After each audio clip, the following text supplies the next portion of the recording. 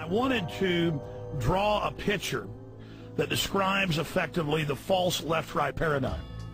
The Republican Party props up the Democratic Party, and the Democratic Party props up the Republican Party.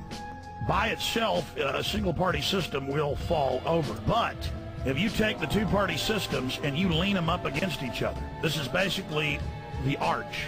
Their force going together keeps them together and makes it become a very strong, stable platform on which they can build their hierarchical New World Order system.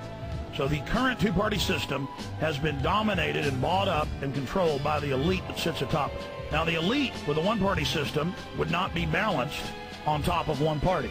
They would be subject to being toppled. But you put the two parties up against each other, they form a royal arch. And now it's very hard to separate those two because they're leaning up against each other. Perfect example of my argument that I've made, and I think you generally agree with it, there's not a whole lot of difference between the two parties. No. You know, they're owned by the same people. There's one puppet master that controls the left, and there's the same puppet master controls the right.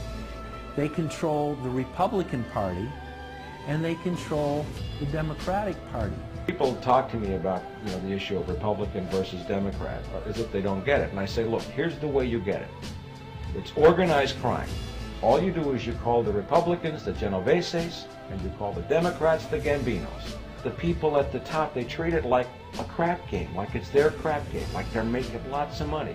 Occasionally, somebody at the table shoots each other, but the moment anything threatens their crap game, they all unite to protect it. They're both controlled by the same financial, economic, and corporate interests. But we are opposed around the world by a monolithic and ruthless conspiracy. I don't believe in this notion of some sort of secret societies controlling people.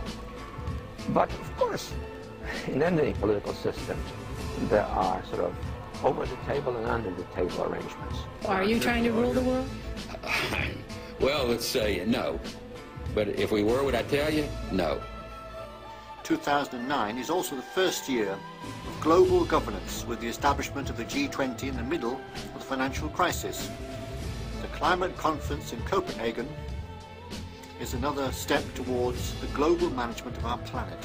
Going to have to take global responsibilities, and there is going to have to be some semblance of global governance on these questions. We need a new way of thinking, a government that thinks big, that has a global perspective.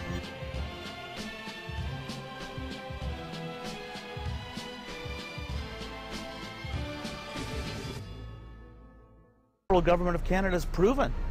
They've proven beyond any shadow of a doubt that confiscation is the agenda.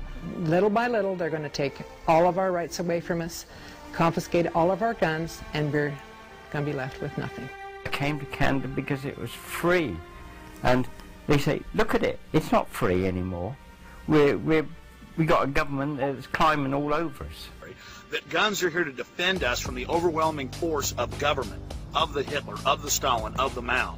And dictators throughout history, right back to Nero, have sought to disarm their quarry, to disarm their slaves. Bill C-6 does, for the first time I'm aware of in Canadian history, is it allows Health Canada inspectors, and remember they are a police force, to seize property without asking a court for permission, and there's no limits. They literally they can seize your bank accounts, they could seize your commercial premises, they can seize any consumer property even after it's been sold to the consumer. They never have to report it to a court. No court supervision at all. In many cases they can destroy it. And you understand it's a complete move away from the rule of law. What we're allowing is, we're allowing a precedent to be set that allows the rule of law to be destroyed in Canada. The very thing that many of our ancestors fought and died for.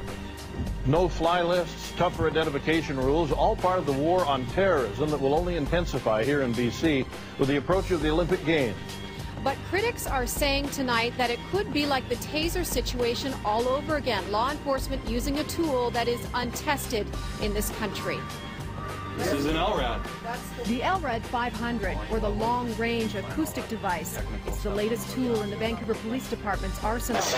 It's a high-end loudspeaker. Unlike a conventional megaphone, the LRAD emits highly directional sound waves. The message can be heard by people 2 kilometers away. Efficiency in enforcing Olympic rules, or is it a Canadian version of totalitarian control?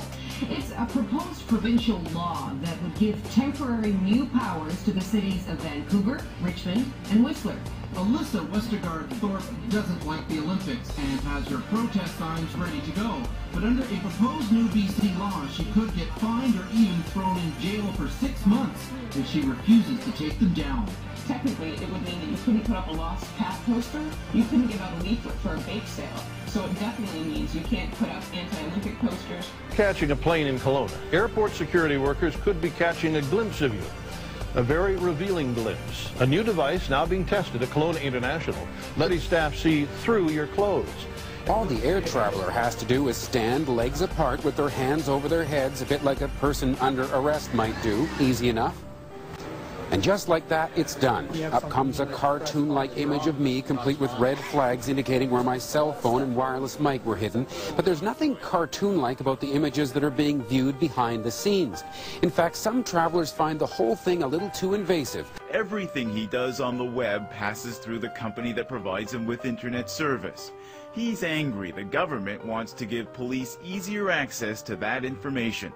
The bill introduced today would require internet service providers to hand over the name, address, and telephone number of any customer the police are interested in. No need for a court order. If police choose to do it, they have to notify you after their investigation is over. They also have to report to Parliament how many times do they do these wiretaps.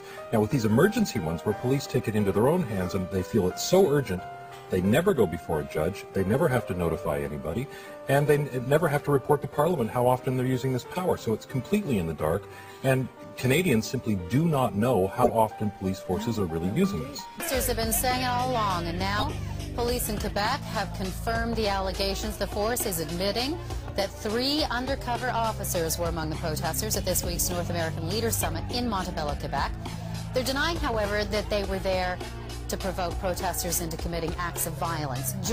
This is a tactic used by this government and many others to take away from what the real issue is. There's many people. We were there to deliver a petition, 10,000 people opposed to the SPP. The government can't allow that debate to take place. They want it to look like it's a bunch of hooligans. Well, transit police said today they have no intention of changing their policy despite public outcry.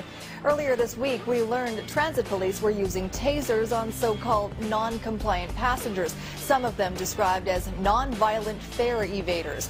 It says using the potentially deadly weapon on non-violent, non-compliant passengers is an abuse of power. Is it the way of the future or just another fad? Seems some people are considering throwing away keys to the house and car in favor of a computer chip implanted in the wrist. Right now, this kind of technology is used for tracking cattle and identifying lost pets. Retailers also use it for tracking packages through the system. It is the same type of chip that has been implanted in pets to help identify them when they are lost. But critics argue that humans are not pets. And privacy groups staged a vigil outside the Alzheimer's Center to protest what they see as Big Brother branding. It's your brain. This is your brain on a microchip. A brain cell talks to the chip, and chip can talk back to the brain cells. Professor Syed says a working chip may be as close as 5 years away for the public. Then all it takes to render you a non-citizen is to simply turn that chip off. You will no longer be able to really participate in any function in society, including buy food. So through the implementation of the Federal Reserve System, the American citizen has gone from being a private individual who had real money, gold, in his possession that was private, to a citizen who has no privacy because all money is now being digitized. They just want to keep tabs on us.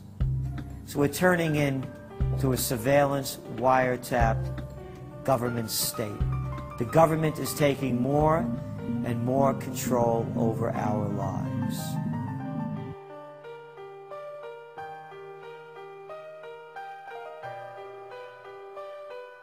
Well, another announcement today by President-elect Obama giving new life to the North American Union, a plan by business and political elites to tear down the trade barriers among the United States, Canada, and Mexico, and to create a NAFTA superhighway.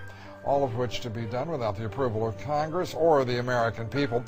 I don't want to believe it, and that's probably what holds me back on it, but I'm certainly seeing enough indication that it could be true.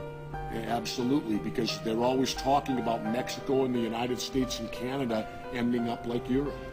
And there's things done politically that seem to take us in that direction.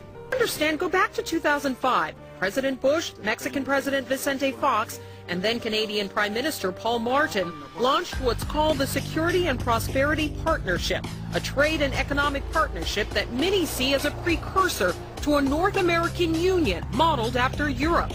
They may well be doing something decent and good. Who knows? Maybe there are some benefits of these things they're suggesting. But to me, it's sort of a collusion between secret government and big business, and I don't like what I see coming.